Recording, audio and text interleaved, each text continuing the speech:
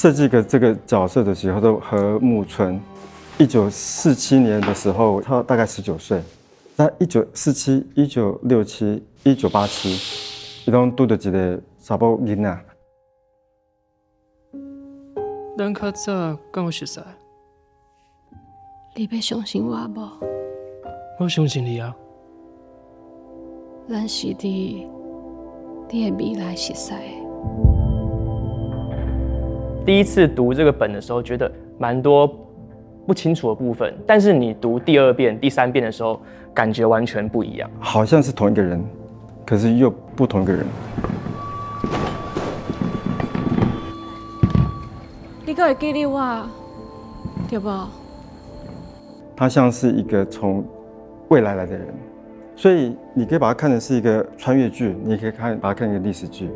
这个故事，它从这个角色的20岁到40岁到60岁，我是从不到40岁的时间写的，写到现在已经快不到60岁了，但快接近。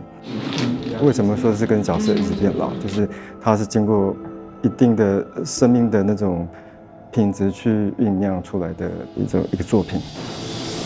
先生，伫未来，咱特别介意，给你写迄件去，也是写什么？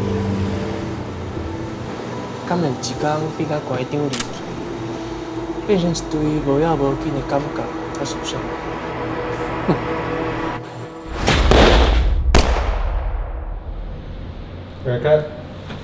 导演他想要拍出的东西，其实是很特别的。他有说过一句话，他说他把亲密戏就是当成地图在拍，跟诗一样。今仔日过了后，就算讲能够再修。哦，这是拜佛的这样子，现在我根本最困难，其实不是预算低拍不出来，其实不是，而是怎么去说服所有的人，你的想法、你的信念，怎么去把你的 imagination 变成一个可以被人家理解的。这边就够久。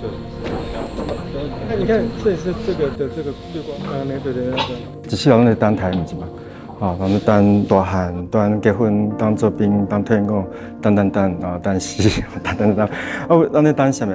所谓的等待就是要有耐心嘛。